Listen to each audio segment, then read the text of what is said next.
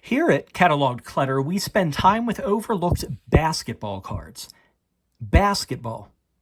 So I'm going through my collection and I find this card and I think, how did this get here? Well, classic. Sometimes they just didn't know when to stop printing cards. There was lots of overprinting with their base sets, especially during that 90s junk wax era. And they'd been making a 4-sport set from 92 to 94.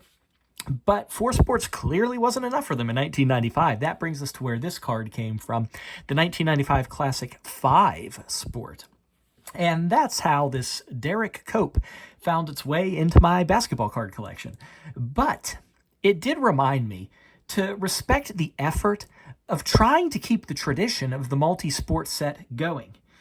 You remember the 1933 Goudey Sport Kings? Yeah, we looked at that Eddie Burke. We looked at that Joe Lopchick, even though his name is actually Lapchick. So you got a long tradition of multi-sport cards. Sticking with that 1933.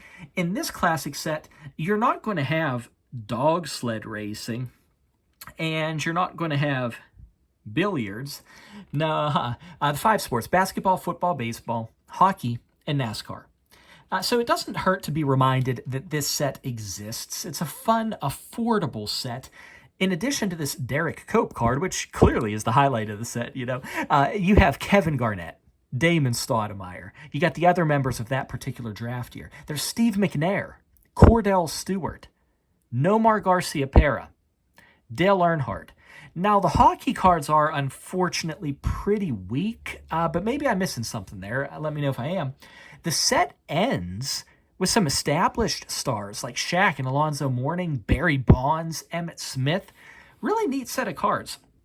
Before we go, we'll take a look at the back. I don't know enough about racing to talk about this card, but I do want to point out one fact that makes it especially appropriate for a multi-sport set. Derrike Cope was actually being scouted by Major League Baseball teams.